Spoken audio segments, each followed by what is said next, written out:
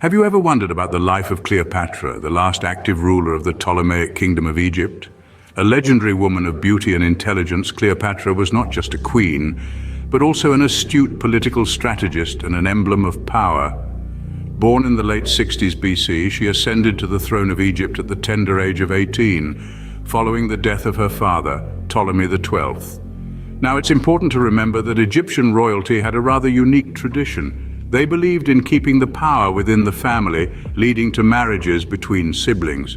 So Cleopatra was married to her 10-year-old brother, Ptolemy XIII, and the two of them began their reign together. But don't let this distract you from the unique woman Cleopatra was. She was more than just a beautiful face. She was a woman of sharp intellect and political savvy. In an era dominated by men, she held her own, bringing prosperity and peace to a kingdom that was bankrupt and torn apart by civil war. However, her reign was not without its share of challenges. A civil unrest ensued, and Cleopatra found herself exiled. But she was not one to be easily defeated. She was determined to reclaim her throne and rule her kingdom, and she was ready to use her intelligence, charm, and political acumen to do so. But here's where the story takes a turn. The entrance of a powerful Roman leader was about to rock Cleopatra's world and change the course of her reign forever. Who was this leader, you ask?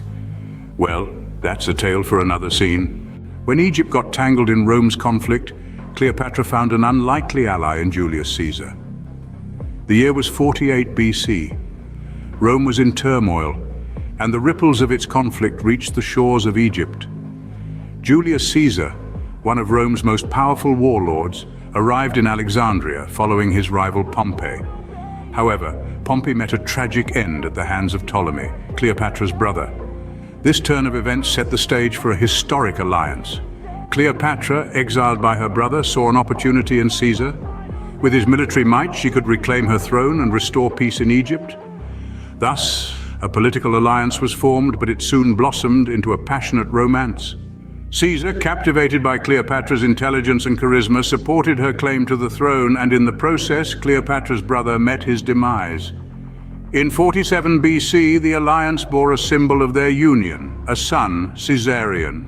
Despite the whispers of his paternity, Caesar never publicly acknowledged Caesarion as his son. Yet this did not deter Cleopatra. She followed Caesar to Rome, a queen in a foreign land, standing beside one of the most powerful men of that time. But Rome was a city teetering on the edge. The Ides of March, 44 BC, brought a brutal end to Caesar. His assassination left a power vacuum in Rome and marked the end of Cleopatra's secure position. With her ally and lover gone, Cleopatra returned to Egypt. Her return coincided with the mysterious death of her younger brother, Ptolemy XIV, paving the way for her to make Caesarion her co-regent. With Caesar gone and her brother mysteriously dead, Cleopatra was once again facing uncertainty. But another Roman leader was on the horizon. The arrival of Mark Antony marked the beginning of a new chapter in Cleopatra's life. In 41 BC, Mark Antony, who was locked in battle with Caesar's adopted son Octavian for the Roman leadership, initiated a political and romantic alliance with Cleopatra. This alliance was more than just a strategic move. It was a love story that would echo through the ages. Together they had 3 children, 2 sons and a daughter, solidifying their bond and further intertwining their destinies. With their forces combined, Cleopatra and Mark Antony were a formidable power, but their aspirations extended beyond Egypt. They set their sights on Rome itself. In 31 BC, they marshaled their forces against Octavian in a monumental sea battle at Actium on the west coast of Greece.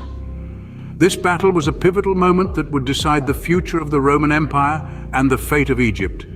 Despite their combined strength and determination, Cleopatra and Mark Antony were defeated. The Battle of Actium was a crushing blow, signaling the beginning of the end for them. With their forces decimated, they fled back to Egypt, pursued by Octavian and his forces. In the face of such defeat, Mark Antony, abandoned by his soldiers and haunted by the magnitude of his failure, chose to take his own life. His death was a devastating blow to Cleopatra.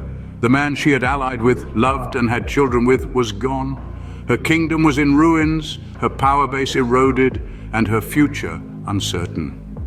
In the wake of Antony's death, Cleopatra was left with a stark choice. She could surrender and be paraded as a trophy of war through the streets of Rome, or she could control her own destiny. She chose the latter, and in a final act of defiance, Cleopatra ended her own life on the 12th of August, 30 BC. In the wake of Antony's death, Cleopatra chose to end her own life, marking the end of the Ptolemaic kingdom.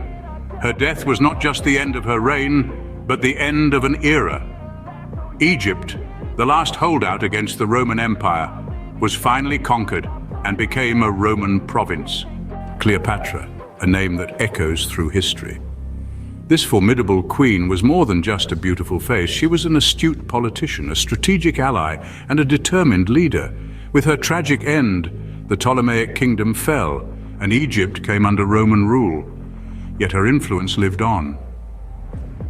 From navigating political unrest as a young queen to becoming a legendary figure, Cleopatra's life was a testament to her intelligence and determination. From a young queen navigating through political unrest to becoming a legendary figure, Cleopatra's life was a testament to her intelligence and determination, leaving an enduring legacy that continues to captivate us today.